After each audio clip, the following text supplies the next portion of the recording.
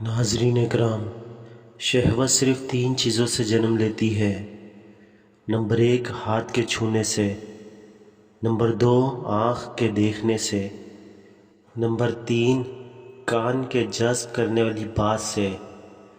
اور ہر بات کے پیچھے چھپی ایک انسپائریشنل اسٹوری ہوتی ہے، جیسا کہ اس بات کے پیچھے بھی چھپی ایک انسپائریشنل اسٹوری ہے۔ ایک دن ایک تعلیم یافتہ شہر میں ایک جوان لڑکے نے اپنی ماں سے ایک سوال کیا، ماں کیا شہوت صرف 3 چیزوں سے جنم لیتی ہے؟ ماں نے مسکرا کر جواب دیا، ہاں وہ صحیح ہے، شہوت 3 چیزوں سے جنم لیتی ہے، لیکن یہ انسان کی اختیار پر ہے کہ وہ ان چیزوں کو کیسے استعمال کرتا ہے۔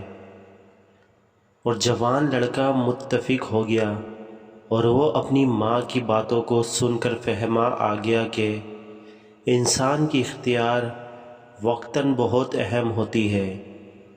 شہوت کو صحیح اور اختیار شدہ طریقے سے استعمال کرنا اہم ہوتا ہے۔ انسان کے اختیار میں ہے استعمال کرتے وقت اپنی قوتوں کا استعمال کرنا چاہیے تاکہ وہ اپنے اہداف اور انسانیت کی خدمت میں کامیاب ہو سکے۔